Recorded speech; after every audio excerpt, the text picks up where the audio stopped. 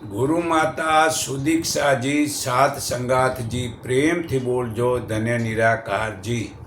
આજે આપણે સંયમ અને સુખી જીવન માટે પરમાત્માને પામે છે મનુષ્ય। તો સપ્ત ઋષિની બેઠક થવાની હતી, તેના પહેલાં જ વેદવ્યાસને મહાભારત લખી આપવાનું હતું। સમય ઓછો હતો તો પણ તેમણે ગણેશજીની મદદ લીધી અને મહાભારત લખવાનું શરૂ કરી દીધું। મહાભારત સમય કરતાં પહેલાં લખાઈ ગયું। અંતિમ છેલ્લા શ્લોક લખવાતાં વ્યાસજીએ કહ્યું કે ગણેશજી, ખૂબ નવાઈની વાત છે કે પૂરું મહાભારત લખાઈ ગયું અને તેની વચ્ચે આપ એક પણ શબ્દ બોલ્યા નથી। ગણેશજીએ કહ્યું કે વેદવ્યાસને આ સમયને કારણે જ આપણે વર્ષોનું કાર્ય થોડાક જ દિવસોમાં કરવા માટે સમર્થ થયા છીએ। આ થોડાક દિવસોમાં જ પૂરું કરી લીધું। તો આહારનો નિયમો છે, ભૂખથી અડધું ખાવું, અડધું પેટ અનાજથી અને ચોથો ભાગ પ્રવાહીથી ભરવો અને ચોથો ભાગ હવા માટે ખાલી રાખવો। જે ઠાંસીને ખાય છે તેને કબજિયાત થાય છે કે અપચો થાય છે। તે નિયમ સંયમ જ ખાઈ લેવું જોઈએ। જે ખાવાનું છે તેને ચાવીને ખાવું, તો પેટને બહુ જ સમય મહેનત નહીં કરવી પડે અને પ્રસન્નચિત્તે ખાવું અને આહારને ઈશ્વરનો પ્રસાદ સમજીને ખાવો। ભોજનમાં શાકભાજી અને ઋતુના ફળો ખાવા। થાળીમાં ઓછામાં ઓછી જાતના ખાવાની પદાર્થો લેવા। વધારે પદાર્થો પાચન બગાડે છે। બાણશૈયામાં ભીષ્મ દાદા કૌરવ પાંડવોને ધર્મનો ઉપદેશ આપે છે।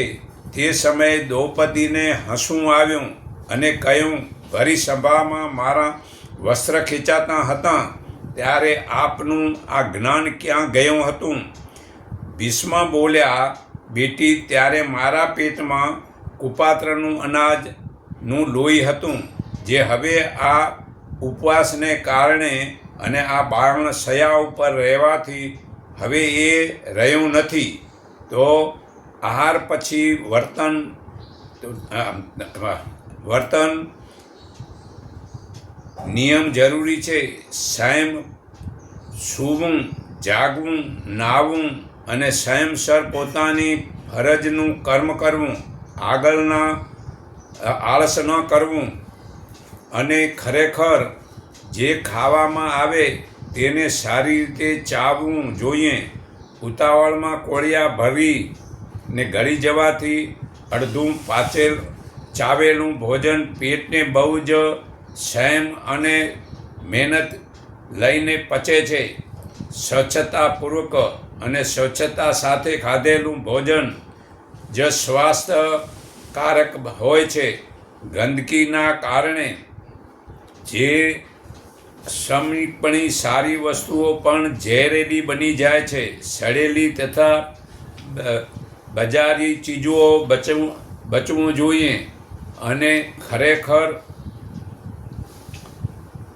ચિંતન સંતોષ થઈ અને જ્યારે ખાવું જ હોય ત્યારે પ્રસન્ન ચિત્ત અને સંતોષ તથા અનિશ્ચિત મનોબુદ્ધિ સાથે આહારને ઈશ્વરનો પ્રસાદ સમજીને ગ્રહણ કરવો જોઈએ। અસંતુષ્ટ, ગુસ્સો તથા ઉદ્વિગ્ન અને મન સ્થિતિમાં મોં ચડાવીને ખાધેલું ભોજન ઉત્તમ ભોજન પણ નુકસાન કરે છે। ખરેખર પ્રસન્નચિત્ત થઈને જ ભોજન ખાવું જોઈએ। આપણા ભોજનમાં શાકભાજી અને ઋતુ પ્રમાણેના ફળોની જરૂરી માત્રા રાખવી જોઈએ, જે વધુ મોંઘા નથી હોતા પણ બહુ મૂલ્ય વિવિધ પ્રકારના ખોરાક કરતાં લાભદાયક છે.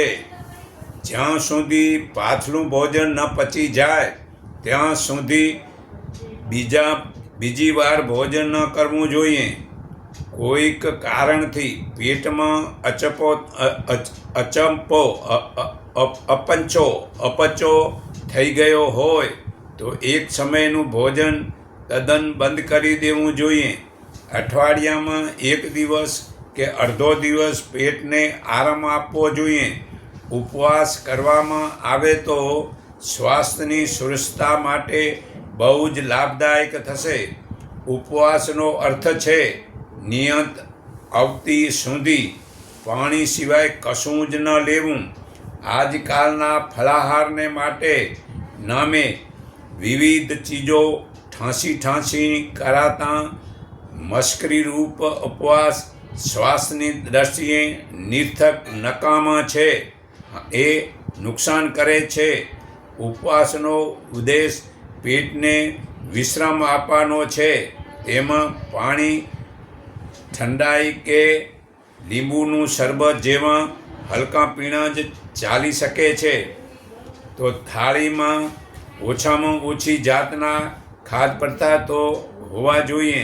ખાદ્ય પદાર્થોની ભરમાણી થાળી સજાવીને મહેમાન ગતિ, ચટોપણું અને અમીરોનું દેખાડો ભલે કરીએ પણ પાચનની દ્રષ્ટિએ તેમાં માત્ર હાનિકારક છે. આપણા દેશમાં ભોજનને વધારે પડતું શેકવામાં કે તળવામાં આવે છે. તેથી આહારના પોષક તત્વો જ બળી જાય છે. ખાવામાં મૂળ પદાર્થ કોલસો જ હાથમાં આવે છે. મિષ્ટાન અને પકવાન, દૂધ અને અન્ન જેવા પદાર્થને ગરમ કરવાથી કે શેકવાથી કંઈ જ પોષક તત્વ બચતું જ નથી. તેથી ઉચિત તો એ છે કે પકવતી વખતે ઓછામાં ઓછો અગ્નિ સંપર્ક રાખવો. જે શાકભાજી, ફળ તથા અનાજ રાંધ્યા વિના ખાઈ શકાય તેને તે સ્વરૂપમાં ખાવા જોઈએ. જેની છાલ ખાઈ શકાતી હોય તેને છાલ સહિત ખાવા જોઈએ. કેમ કે વધુ પડતા પોષક તત્વો છાલમાં જ હોય છે. લોટ અને દાળ પણ છોતરાં સહિત લેવા જોઈએ. ખાંડ કરતાં ગોળથી ઘણું ઓછું નુકસાન થાય છે. જેને રાંધવું હોય તેને માત્ર બાફી લેવું જોઈએ. દલિયા, થૂલી, ચોખા, ખીચડી, શાક વગેરે વરાળ દ્વારા જ કુકરથી રાંધવા, જેથી તેમાં પોષક તત્વો જળવાઈ રહેશે. સદ્ભાવનાવાળી વ્યક્તિઓ દ્વારા પકાવેલું, પીરસેલું અને હસી ખુશીવાળા વાતાવરણમાં હળીમળીને ખાધેલું સતત ભોજન પણ સ્વાદની દ્રષ્ટિએ બહુ જ ઉપયોગી સિદ્ધ થશે. આહાર સંબંધી આ મુખ્ય નિયમોને ટેવ પાડવામાં આવે તો સમજવું જોઈએ કે શારીરિક સમર્થની પ્રથમ મંજિલ પાર કરી દીધી. જુઓ, બાણશયા પર પડેલા ભીષ્મ પિતા કૌરવ પાંડવોને ધર્મોપદેશ આપી રહ્યા હતા ત્યારે દ્રૌપદીને હસવું આવી ગયું. દ્રૌપદી હસીને જોઈને પિતામહને પૂછ્યું, અને બેટી, આ સમયે હસવાનું કારણ શું છે? દ્રૌપદી બોલી, પિતામહ ક્ષમા કરજો.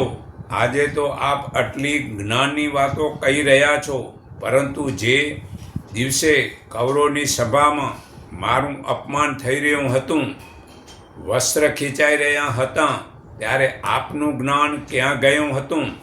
ભીષ્મ બોલ્યા, બેટી, ત્યારે મારા મન પર કુપાત્રના પ્રભાવ હતો. કુપાત્રના અનાજનું લોહી હતું. તેથી તે વખતે મારાથી સત્ય જ્ઞાન તને કહી ન શકાણું. પણ હવે આ બાણશયા પર સૂતા પછી એ લોહી બધું નીકળી ગયું છે ને હવે હું શુદ્ધ આત્મા છું. અને હવે તને સાચી વાત કહીશ. જે સત્ય વસ્તુ જ હું તને કહીશ. હવે તો ખરેખર હવે આહાર પછી વિહારનું સ્થાન છે. વિહારનો અર્થ છે નિયમિત વ્યવસ્થિત આચરણ. સ્વાસ્થ્યની દ્રષ્ટિએ નિયમિતપણું ભારે મહત્વ છે. નિયમિત સમયે સૂવું, જાગવું, નાહવું આવશ્યક છે. નિત્ય કર્મમાં જે અસત્ય વ્યવસ્થા, અનિયમિતતા ને વર્તીએ છીએ તે સ્વાસ્થ્યને જોખમમાં મૂકી દે છે. કેટલાક માણસો બહુ આળસુ અને બેપરવાહ હોય છે. પોતાની દિનચર્યાનો કોઈક કર્મ રાખતા નથી. જેમ મનમાં આવે તેમ કરી લેવાની આદત શરીર ક્ષમતાની દ્રષ્ટિએ એક ગંભીર ખતરો છે. દિવસ કામ કરવા અને રાત્રિ સૂવા માટે છે. 9-10 વાગ્યાથી વધુ ન જાગવું જોઈએ અને પ્રાત સૂર્યોદય પહેલાં ઉઠી જવું આવશ્યક છે. ઉઠતાં જ મળમૂત્ર વિસર્જનની નિત્ય ક્રિયા કરવી જોઈએ. જ્યારે સંડાસ લાગશે ત્યારે જઈશું એવી નીતિ બહુ જ ખરાબ છે. આદતોનો શરીર ઉપર ભારે પ્રભાવ પડે છે. મળ વિસર્જન, શારીરિક સ્વચ્છતા અને ભોજન વગેરેના સંયમ જો નિર્ધારિત નહીં હોય તો પાચન તંત્રની ક્રિયામાં બહુ જ નુકસાન થશે. જ્યારે ફુરસત મળે ત્યારે ખાવાની ટેવ પેટને ખરાબ કરી નાખે છે. સત્કર્મ અને સમજદાર લોકો શારીરિક ક્રિયાઓને સમયસર કરવાનું પૂરું ધ્યાન રાખે છે અને તે રીતે પોતાના આરોગ્યને નષ્ટ થતું બચાવે છે. દિનચર્યાને વ્યવસ્થિત બનાવી લેવી તે આરોગ્ય રક્ષા માટેની ગેરંટી છે. સવારે ઉઠવાથી માંડીને રાત્રે સૂતા સુધીની કર્મબંધુ વિધિ વ્યવસ્થા કરી લેવી જોઈએ. સમયનું વિભાજન જે કર્મથી કરવામાં આવે તે કાર્યપદ્ધતિ જેવી પણ નક્કી કરવામાં આવે તેનું કડકાઈથી પાલન કરવું જોઈએ. શૌચ, સ્નાન, વ્યાયામ, ભોજન વ્યવસ્થા, અધ્યયન, ખેલ, શયન વગેરેની કાર્યપદ્ધતિ નિર્ધારિત કર્મથી ચાલવી જોઈએ. તેથી શરીરની અંતરિક્ષ પ્રણાલી એક સરખી ચાલે છે અને દરેક કાર્ય કોઈ પણ અડચણ વિના સહજ અને સુચારુ રૂપથી ચાલ્યા કરે છે. આ ખરેખર પ્રકારની વ્યવસ્થાનો સ્વાસ્થ્ય પર બહુ જ અનુકૂળ પ્રભાવ પડે છે અને લાંબા સમય સુધી તેને કાર્યક્ષમ બનાવી રાખે છે. તો ખરેખર પાડોશીની એક સ્ત્રી નેપોલિયન સાથે બહુ જ છેડછાડ કરતી હતી, પરંતુ નેપોલિયને તેની તરફ ધ્યાન ન દેતા પોતાના અભ્યાસમાં લાગેલો રહ્યો. થોડા દિવસ પછી નેપોલિયન પોતાના દેશને સેનાપતિ બની ગયો. તે પોતાના સંબંધીઓને મળવા ઘેર ગયો ત્યારે તે સ્ત્રીને પણ મળ્યો અને પૂછ્યું કે અહીંયા કોઈ નેપાળી નામનો છોકરો ભણતો હતો, તેમને તમે જાણો છો? સ્ત્રી બોલી, હા, હતો, એક નીરસ ચોપડીઓનો કીડો. નેપોલિયન હસીને બોલ્યો, શ્રીમતીજી, જો તે દિવસોમાં નિરસન ન રહ્યો હોત કે સંયમમાં ન રહ્યો હોત તો પોતાના દેશનો મુખ્ય સેનાપતિ બનીને આપની સામે ન ઊભો હોત. આ છે સંયમતાનો પ્રભાવ. હું તે વખતે સંયમ રાખતો હતો, તેથી આજે હું આ પ્રમુખ સેનાપતિ બન્યો છું. તો મનુષ્યના શરીર અને મનમાં શક્તિઓનો અખૂટ ભંડાર ભરેલો છે.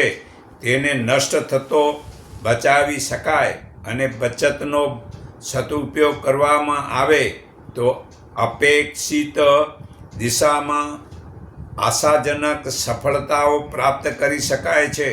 આ તથ્યને નહીં સમજતા આપણે આપણી બહુમૂલ્ય શક્તિઓને નિર્થક અપવ્યય કરતા રહીએ છીએ, બગાડીએ છીએ અને ઈશ્વરની આપેલી શક્તિના ભંડાર ગુમાવીને ખોખલા, બીમાર, અશક્ય અને અસફળ જીવન જીવતા મોત સુધીના દિવસો પૂરા કરીએ છીએ. શરીર અને મન પોતપોતાના આહારો દ્વારા શક્તિઓનું નિરંતર ઉત્પાદન કરતા રહે છે અને આપણો સમર્થ ભંડાર નિરંતર વધતો રહે છે. આ અપવ્યવસ્થાને જે બચાવી શકાય અને તેને રચનાત્મક દિશામાં લગાડવામાં આવે તો નિઃસંદેહ કોઈ પણ દિશામાં આશાજનક પ્રગતિનો યોગ મળી શકે છે. સંયમને જ અર્થ છે શક્તિઓના અપવ્યયને રોકવો. આ અપવ્યય મોટા ભાગે આપણી ઇન્દ્રિયો દ્વારા જ થાય છે. ઇન્દ્રિયો મુખ્ય બે જ છે, એક આ જીભ અને બીજી જનેન્દ્રિય. જીભ દ્વારા આપણે નિર્થક બકવાસ કરતા રહીએ છીએ.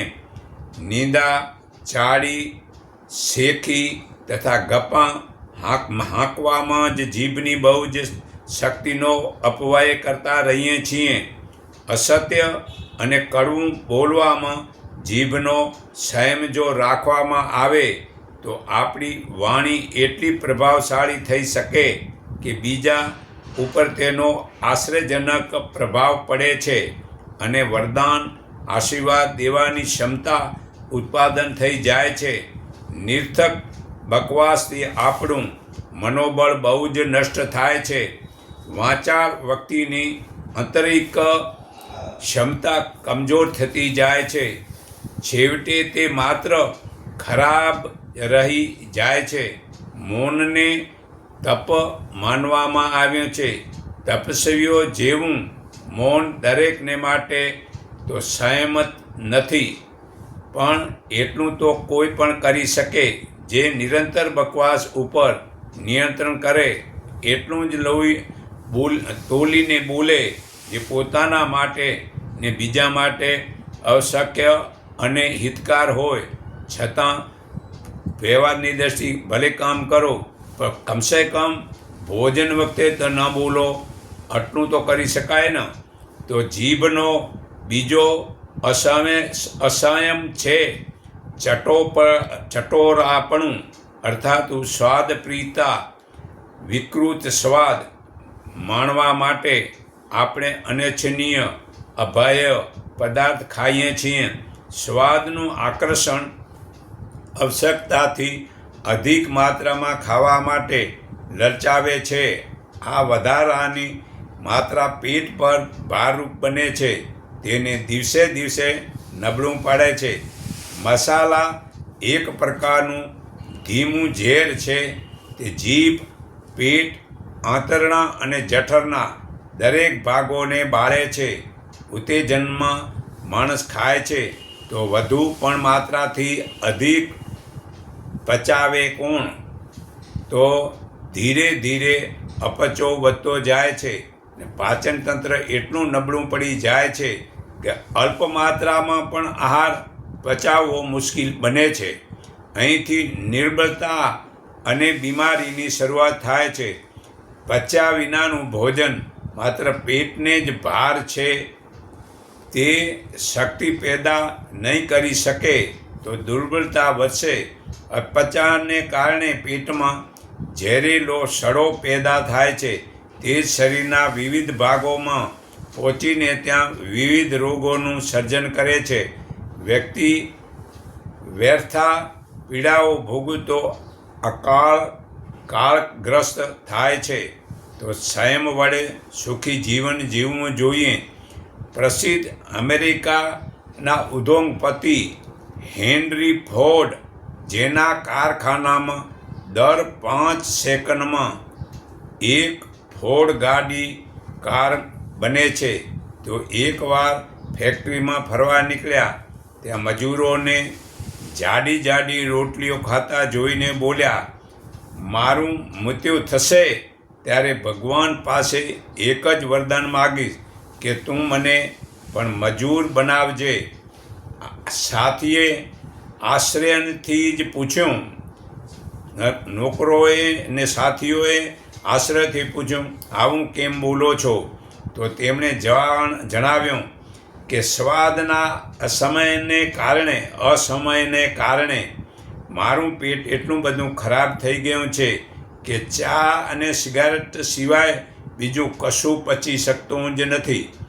મજૂરોને આ રીતે ખાતા જોઈને મને ઈર્ષા આવે છે કે ખરેખર આ જાડી રોટલી ખાઈ અને કેમ પચાવી શકે છે અને હું મારું પાચન સુધારી શક્યો નથી.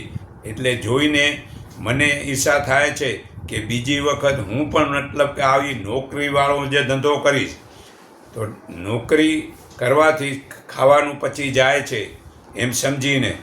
તો જનેન્દ્રિયોનો સંયમ તેનાથી વધુ મહત્ત્વનો છે. ખરેખર શરીર જ જે કાંઈ પ્રાપ્ત કરે છે તેનું સાર તત્વ દૂધમાંથી ઘીની જેમ બનાવે છે. તેનું જ નામ શુક્ર અને વીર્ય અને છેવટે ઓજસ છે. એ ચહેરા ઉપર ચમક, વાણીમાં પ્રભાવ અને આંખોમાં જ્યોતિ, મસ્તિષ્કમાં મેઘા શક્તિ અને સ્વભાવમાં સાહસ આ જ તત્વનું પ્રતિફળ છે. દેહમાં એના થોડા જ બૂંદ રહે છે પણ તે સમગ્ર પ્રતિભાના રૂપમાં પ્રકાશવાન બને છે. તેમાં એટલું સમર્થ છે કે તે પોતાના જેવા કેટલાક આ વીર્યથી પોતાના જેવા મનુષ્ય બનાવી શકે છે. આ આશ્ચર્યકારક શક્તિને જ સર્પની મણિ કહી શકાય છે.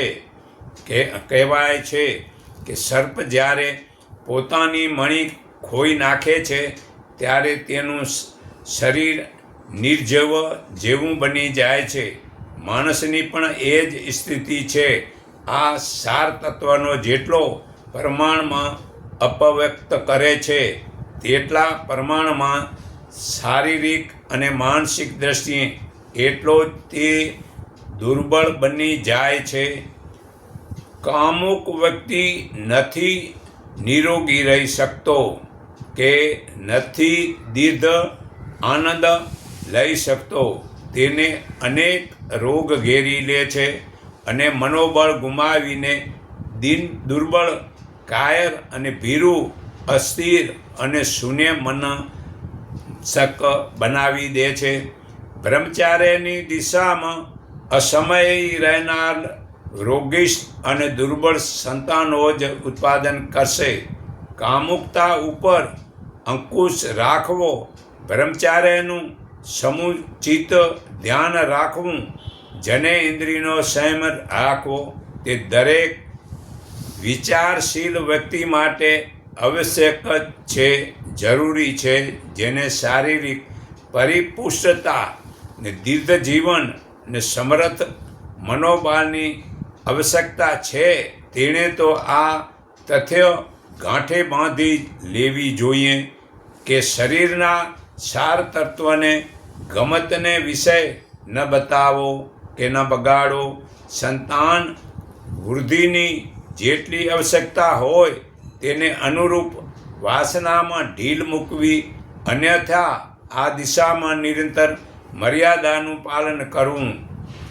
લગ્નનો ઉદ્દેશ બે આત્માઓનું પવિત્ર બંધન છે.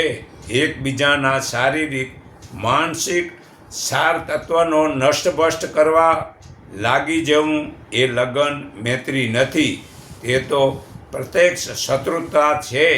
તો સંયમ વડે સુખી જીવન જીવવાનું માટે આ લગ્ન કર્યા છે. તો સાંભળો, એક વખત ભસ્માસુરે શિવજીને પ્રસન્ન કરી એવું વરદાન મેળવી લીધું કે જે કોઈની ઉપર તે આમ હાથ મૂકે તો તે ભસ્મ થઈ જાય. વરદાન મેળવીને તે બહુ જ શક્તિશાળી બની ગયો, પરંતુ કામાવકતાને કારણે પોતાના ઈષ્ટદેવનું જ અહિત વિચારી બેઠો.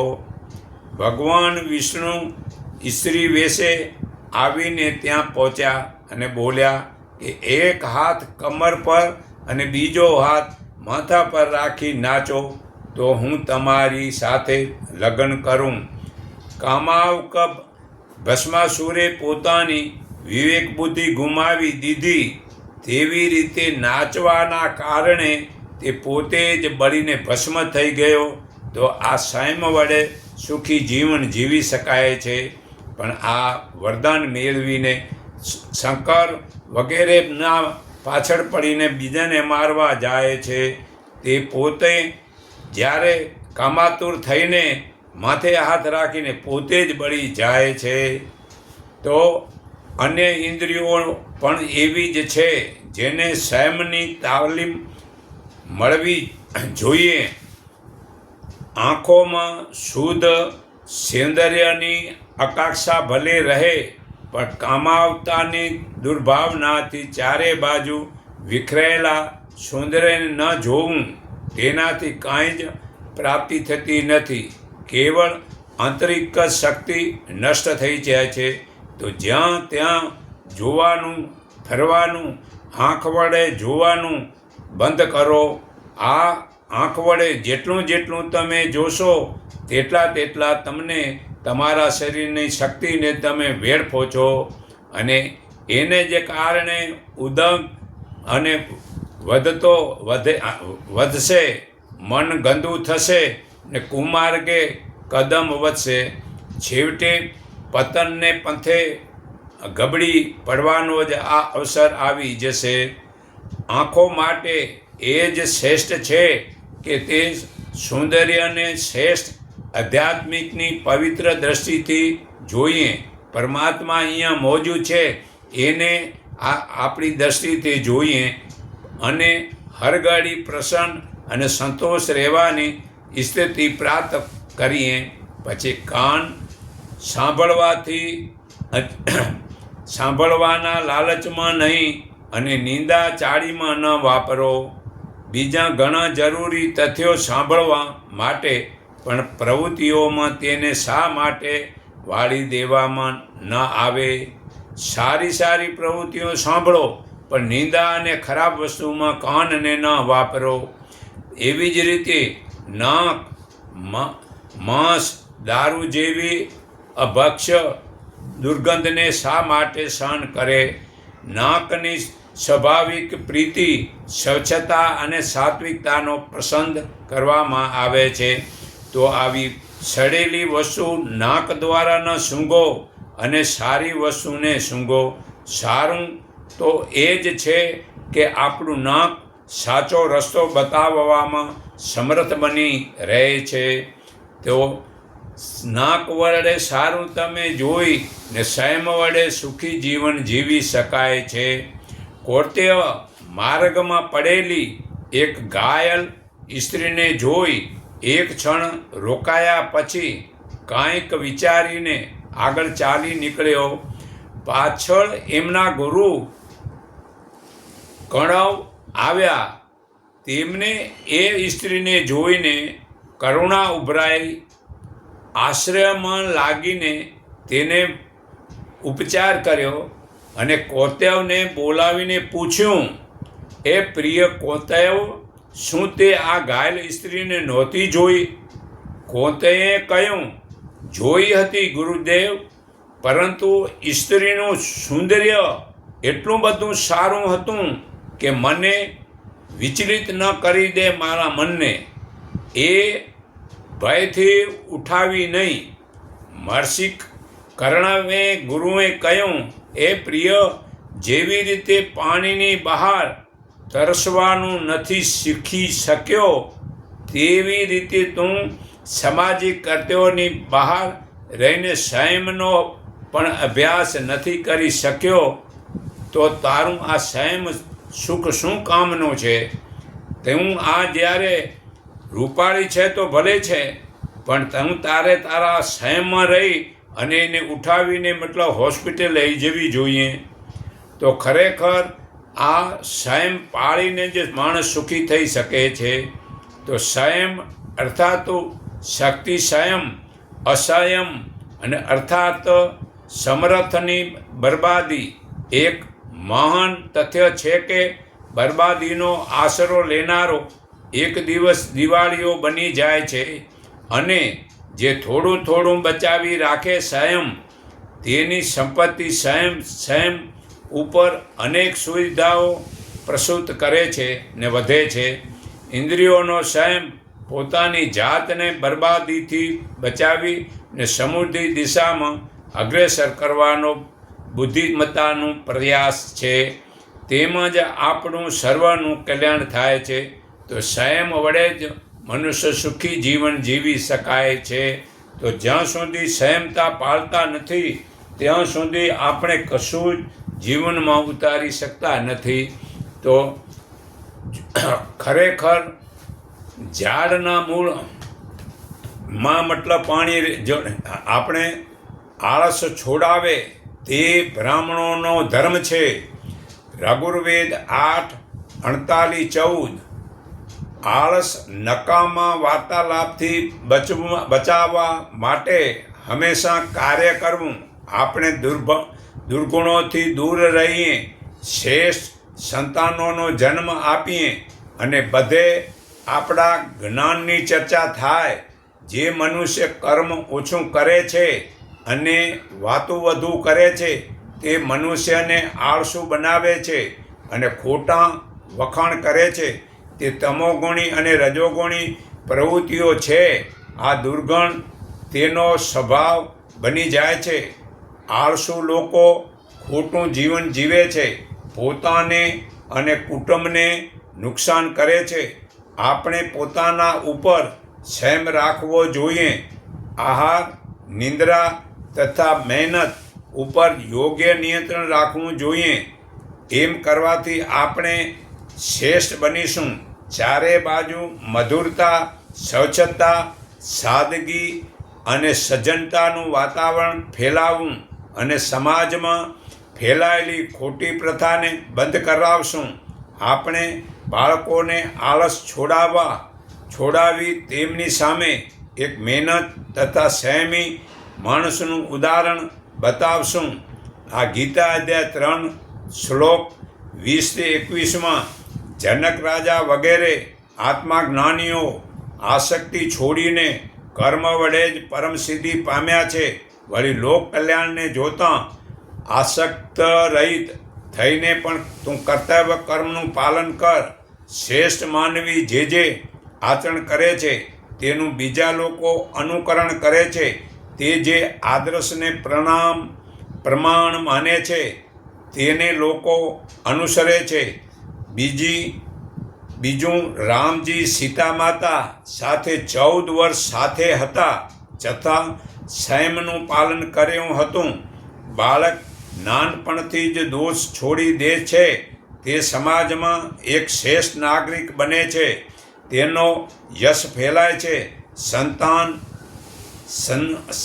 સંતાન સંસ્કારી અને ચારિત્રવાન બને તે માટે માતા પિતાએ પોતાનું સુખ સગવડોને છોડે છે. તે પોતાના જીવનમાંથી દોષ દુર્ગણોને કાઢે છે. આળસ અને ખોટી વાતોથી હંમેશા દૂર રહો. આ જ બ્રાહ્મણનો ધર્મ છે. જે બ્રાહ્મણ જાતે જ સ્વાર્થમાં આંધળો થઈને પાપી બને છે તે ભૂલ છે. બ્રાહ્મણનું કર્તવ્ય સર્વને યોગ્ય માર્ગદર્શન આપે તો લોકોમાં જાગૃતિ આવે છે. તો આત્માબળથી મનુષ્ય મૃત્યુને જીતી લે તે સાચી ઉપાસના છે. જુઓ અથર્વવેદ 13:2-29માં હે મનુષ્ય, તમારો આત્મા સૂર્યની જેમ જ તેજસ્વી અને પ્રકાશમાન અને મહાન છે. પોતાની શક્તિને તો ઓળખી જુઓ. તમારો મહિમા કેટલો વિશાળ છે તેને જાણો. આત્મા અને પરમાત્માની વચ્ચે ઘણો જ ગાઢ સંબંધ છે. આત્મા આપણા શરીરમાં છે, તે પરમાત્માનો જ અંશ છે.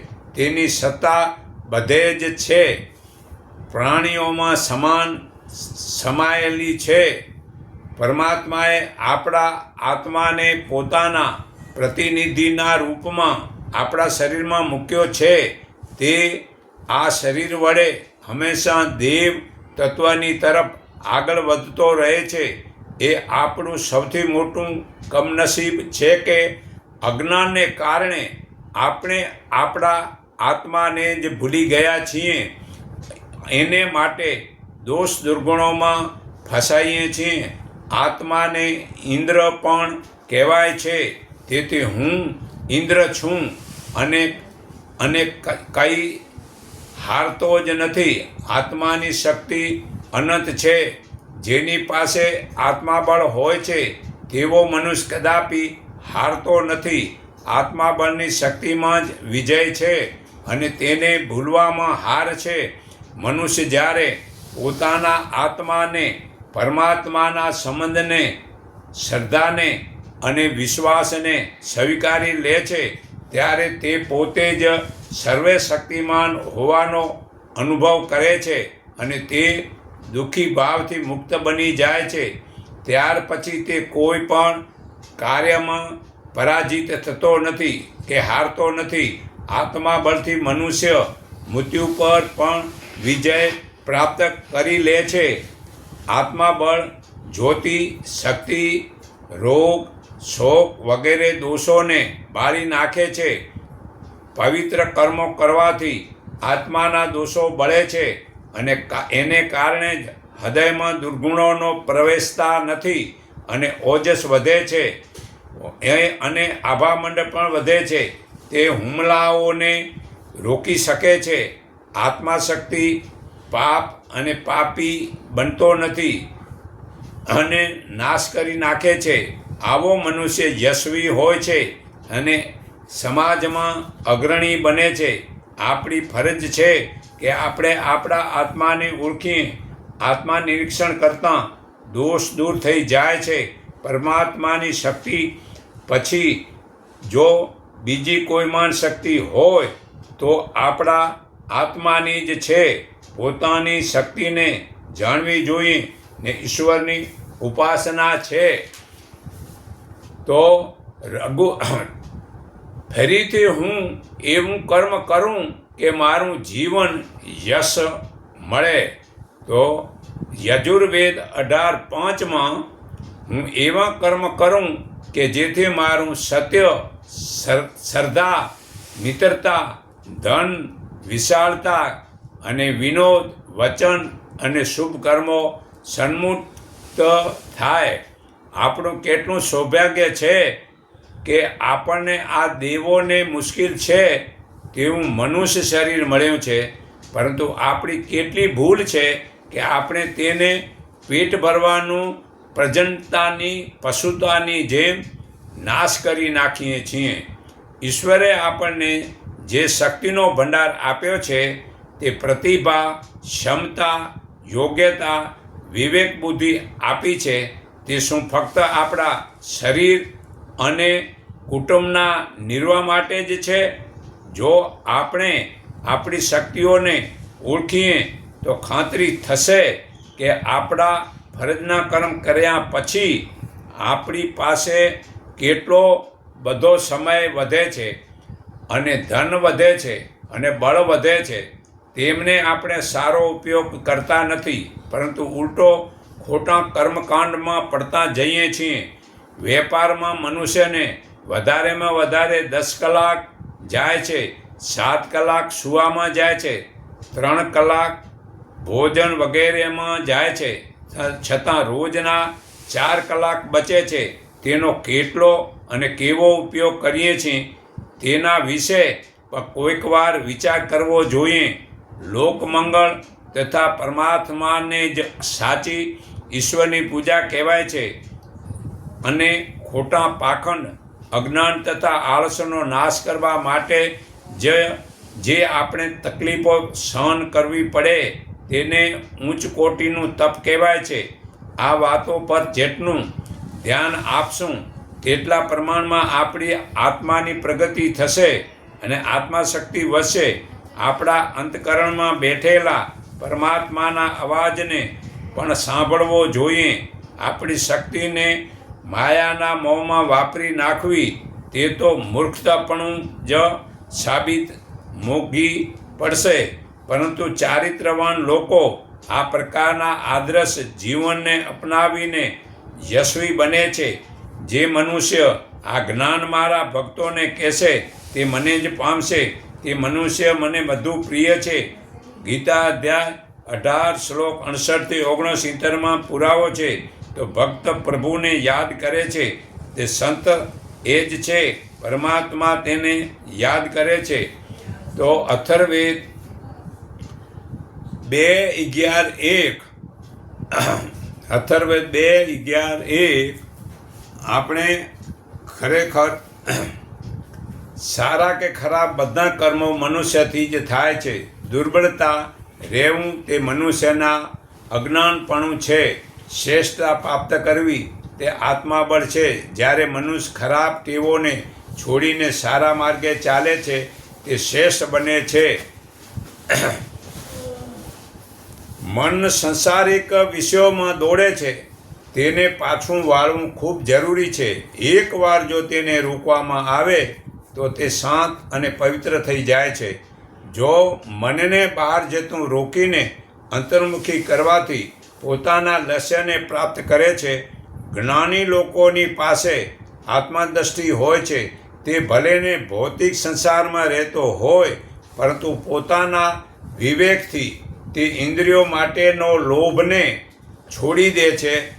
ભૂલો મનુષ્યથી જ થાય છે અને તેને સુધારવી તે શક્તિ પરમાત્માએ તે બધાને આપી છે. જો તે ખરેખર પોતાના ફેશન છોડવા માટે શુદ્ધ વિચારોને જીવનમાં ઉતારીએ તો એ પણ સત્ય છે કે સ્વભાવથી છોડી શકીએ છીએ. જે સારા વિચારથી તે ખરાબ ટેવોને છોડી શકીએ છીએ. પહેલું કે મન ઉપર નિયંત્રણ કેવી રીતે થાય છે? તો મનની ઉપર નિયંત્રણ આધ્યાત્મિક શુદ્ધ જ્ઞાનથી વૃદ્ધિથી થાય છે. આધ્યાત્મિક શુદ્ધ જ્ઞાન કેવી રીતે મળે છે? એવો વિચાર કરીએ કે હું એક ચેતન આત્મા છું અને મન, ઇન્દ્રિયો અને શરીરનો સ્વામી છું. શરીર, મન, ઇન્દ્રિયો જડ છે. મારી ઈચ્છા અને પ્રયત્ન વિના શરીર, મન, ઇન્દ્રિયો પોતાની મેળે કોઈ પણ કામ કરતી નથી. હું મારી ઈચ્છાથી જે કામ કરવા ઈચ્છીશ તે કામ કરીશ. જે કામ કરવા નથી ઈચ્છતો તે હું નહીં કરું. હું જે વિચારો ઉઠાવવા માગીશ એ જ વિચારીશ અને જે વિચારોને ઉઠાવવા નથી માગતો તે નહીં ઉઠાવું. એવો દૃઢ નિર્ણય કરી મન, વાણી અને શરીરથી સાવધાની અને સતર્કતાપૂર્વક વ્યવહાર કરવાથી આધ્યાત્મિક શુદ્ધ જ્ઞાન વધે છે.